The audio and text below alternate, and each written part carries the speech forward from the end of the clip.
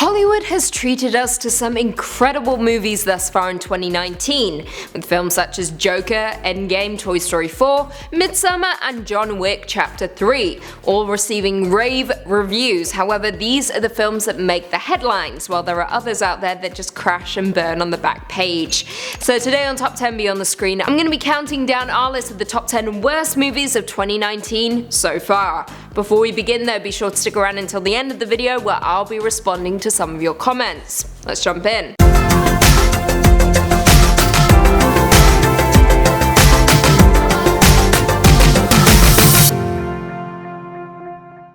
Coming in at 10, Hellboy. Back in 2004, Guillermo del Toro blessed us with Hellboy, and then in 2008, the sequel Hellboy 2: The Golden Army was released. Both were great adaptations of the Dark Horse Comics character.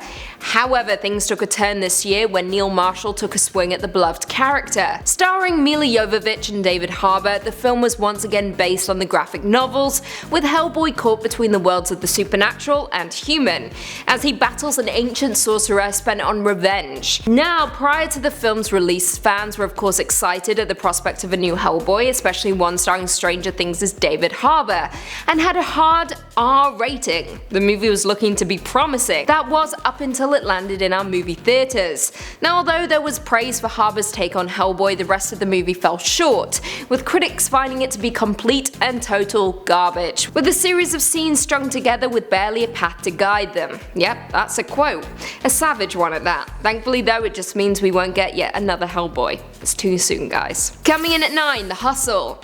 Released back in May, The Hustle stars Anne Hathaway and Rebel Wilson as two con women, one low rent and the other high class, who team up to take down the men who have wronged them. Classic.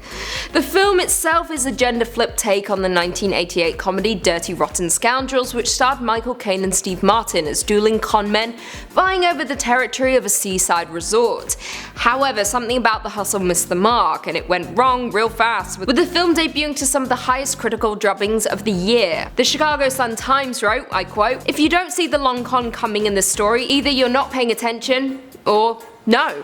That's the only possible explanation. Your mind wandered to the thoughts of better movies playing elsewhere, perhaps right next door to this debacle. Even with a running time of 93 minutes, The Hustle dealt about an hour too long." Wow, straight savagery. Coming in at 8, The Fanatic. Guys, I'm so excited to talk about this movie, only because it might very well be the hottest trash I've ever seen in my whole life, and that's saying a lot. Released back in August, The Fanatic stars John Travolta, and that's about it, and follows a rabid film fan who stalks his favourite action hero and destroys the star's life. At this point, John Travolta is so far away from his Pulp Fiction days that I'm beginning to question whether they really even existed. In The Fanatic, John Travolta plays an autistic fan who very quickly goes off the rails. You would assume the film was handled with some sort of grace, maybe even sensitivity, but no, of course not, because this film was co-written and directed by Limp Bizkit's Fred Durst, which speaks wonders. Robert Abel from The Wrap stated, I quote, "The Fanatic is a brainless explosive folly which gives John Travolta free rein to mine the history of cringeworthy autism portrayals for an offensively garish Frankenstein pantomime of unhinged obsession. It ultimately suggests this side career for Durst should be well and truly snuffed out. Ultimately, The Fanatic makes Gotti look like the Godfather, and that's saying a lot." Coming in at number 7, Replicas. Typically, Keanu Reeves never steers us wrong. I mean, he's John Wick for God's sake. He's well and truly cemented his action star career with films like Speed and The Matrix under his belt. Anyway, he took a wrong turn when he appeared in this year's train wreck that was Replicas. Directed by Jeffrey Nachimoff, it follows a scientist who becomes obsessed with bringing back his family members who died in a traffic accident. Now, Replicas were set up to be among the greatest films the sci-fi genre has ever produced. However, it didn't turn out that way. The film was instead a complete and utter mess, with terrible writing and absurd storytelling, not to mention plot holes that you could drive a semi-truck through. The film was so bad it forced Charles Bramesco to say, I quote, "Delivering the stilted language as if it might bite them on the tongue, and, an evolutionary marvel, Reeves has figured out how to adapt to the hostile environment of mediocrity. And here he takes to the gobbledygook and gaps in logic like a genetically altered fish to water." Yikes, definitely scratch this movie off your watch list. Coming in at 6, The Curse of La Llorona. Look, I've spoken about this film a lot on this channel and over on our sister channel Top 5 Scary Videos, but guys, honestly, this film was hot trash. Better yet, it was cold stale trash. Released back in April and starring Linda Cardellini and literally no one else of merit, The Curse of La Llorona follows a woman and her family who are plagued by a terrifying supernatural entity who wants nothing more than to take her children. Now, the legend itself is terrifying and definitely one to read up on, but this folklore film missed the mark and seemed to lack all of the creepiness the legend itself possessed. Alternate endings Tim Brayton said, "It can only barely get jump scares right. Every single one of them for the film's first hour is set up, staged and timed exactly the same way, so that they start to feel less like visceral sucker punches and more like a baffling and unfunny running gag." Wow. Honestly guys, if you want to see the film, just watch the trailer instead. You get most of the meat without having to commit an hour and a half of your time. Trust. In at 5, Tyler Perry's A Madea Family Funeral. You just have to look at the IMDb score of 4.3 out of 10 to know this Tyler Perry film is going to be a train wreck. Released back in March, A Madea Family Funeral follows a joyous family funeral that becomes a nightmare when Madea and the crew travel to backwoods Georgia and find themselves unexpectedly planning a funeral that might unveil unsavory family secrets. So shocking. Much suspense. The Madea series at this point seems to be unkillable, and I so wish that would change. The movie was baffling, which is really the only way to put it. The comedy is excruciating, and from the very beginning you know the plot is going to fail, and it fails fast. At this point it just feels like Tyler Perry is looking for an easy paycheck and this series needs to die right now. That's all I'm gonna say. Coming in at number 4, The Upside. Made in 2017 but released in 2019, The Upside stars Kevin Hart, Bryan Cranston and my girl Nicole Kidman, and is a comedic look at the relationship between a wealthy man with quadriplegia and an unemployed man with a criminal record who's hired to help him. Now, this film may sound familiar to you, and that's because it's a remake of an incredibly moving French film called The Intouchables. Now, unlike its predecessor, The Upside endured a lengthy development process for the better part of 5 years. Then, following its debut at TIFF in 2017, the movie, which was produced by the Weinstein Company, sat on the shelf for the next year and a half due to the sexual assault allegations against Harvey Weinstein. However, the film was eventually purchased by STX Entertainment and released in 2019, but I'm thinking both the cast and crew were wishing it was still sitting on that dusty shelf right about now because the movie was truly awful. Film Inquiry's Asher Liberto put it best when he stated, I quote, "You've seen it all before, and you've probably done it better. The film has fallen and can't get up."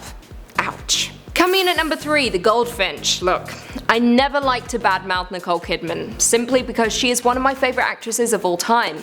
And yes, she steers in the wrong direction every now and then, but she is a goddamn gem. Anyway, released in September, The Goldfinch follows a boy in New York who is taken in by a wealthy Upper East Side family after his mother is killed in a bombing at the Metropolitan Museum of Art. Now, sadly, the film had a stellar cast, including Ansel Elgort, Luke Wilson, Sarah Paulson, Finn Wolfhard, and like I said, Nicole Kidman. But not even the stars could save the snooze fest that was The Goldfinch. The film is thematically dense and was always going to be trickier than most. However, the source material proved a little too tricky for director John Crowley in this boring adaptation. Now, the film itself does follow the book it's based on, however it lacks any sort of finesse, with David Sims stating, "The film suffers from both an excessive faithfulness to its source and a general failure to translate that material into anything close to a gripping on-screen narrative. Watching The Goldfinch is like having the plot of a novel read to you. Not the novel itself, but merely its long and winding synopsis, bite-sized summary that still manages to feel endless. Honestly, if you want to snooze, this is the film to do it in." Coming in at 2, Dark Phoenix. I love the X-Men franchise, but this was a film that even I struggled to get through. And guys, Sophie Turner is Queen of the North. But not in this film, that's for sure. Released back in June, Dark Phoenix follows a young Jean Grey who begins to develop incredible powers that corrupt and turn her into a Dark Phoenix, causing the X-Men to decide if her life is worth more than all of humanity. Now, the film itself was set up to be the final send-off to all the heroes of the Fox-produced X-Men series. However, due to an extensive rework of the film's third act, which was in part due to the similarities to the MCU's smash hit Captain Marvel, it ended up being absolutely terrible. Matthew Lacona stated, I quote, "It didn't have to end this way, in such thoroughly standard smash-em-up fashion, with minor heroes dutifully duking it out with faceless hordes for punchy power bolt minutes after punchy power bolt minutes, until the mayhem quota has been met and the principals can finally square off for their climactic light show." Wow, I felt that. Quite honestly, Dark Phoenix was so disappointing it does not deserve to be the final Fox X-Men movie. But alas, can't wait for Marvel to do it better. And finally coming in at number 1, Gemini Man. Released just last week, Gemini Man, directed by Ang Lee and starring Will Smith, follows an over-the-hill hitman who faces off against a younger clone of himself. Yeah, even the plot sounds horrendous. Well, don't worry, it gets worse. Folks knew going in that the film would be a train wreck, but the level of the crash was truly unexpected. The film garnered just 24% on Rotten Tomatoes, with reviews like, roll up, see it now, see it once, and never see it again. And no matter how many presumably non-computer generated tears Smith sheds, he and Lee never transformed this baby hitman into a plausible science fiction conceit, let alone invest him with a soul. Gemini Man's major selling point was of course 2 Will Smiths, one of them being considerably younger, with Hollywood once again showing off their de-aging technology. And yes, it's an intriguing idea and the effects are incredible, yet the film still manages to be unengaging, with the character development seemingly taking a backseat to the effects. Remember, cutting edge effects are great, but if you don't have a solid story to back them up, it's not worth our time or money. I don't want to see 2 Will Smiths, I barely like one. Well, there we have it. Do you guys agree with our list? Were there any terrible movies that we missed? Leave us all your thoughts and feelings in the comments down below. Before I go though, I just want to respond to a few comments from one of our last videos, top 10 worst TV show endings you'll be glad you missed. Michael Ross said, give us a part 2 Lucy, in case Arrow ever has a worse ending. Preach, I'm sure it will have a terrible ending. Plus I had to leave a lot of shows out, otherwise the video would have been an hour long, so let me know if you want a part 2. I love to shit on things, as you know. Phyllis Dick said, with all the fan backlash I would expect that Game of Thrones would have been first. With me, expect the unexpected. Also, I just love Queen Sophie Turner, she didn't deserve number 1. Beezer1225 said, God, I love your honesty, Lucy, you are the best. I have no filter, the honesty just pours out. I wish sometimes that it wouldn't. Sucks. Pray for me. David Swell said, Lucy, if you're reading this, you're beautiful and you have a good caring heart. Well, shucks, thank you so much. Really appreciate you saying that. But don't hit on me. Okay? And on that very sweet note, if you haven't already, be sure to give this video a big thumbs up, subscribe, and turn on notifications so you never miss another scary vid. Until next time, see you later.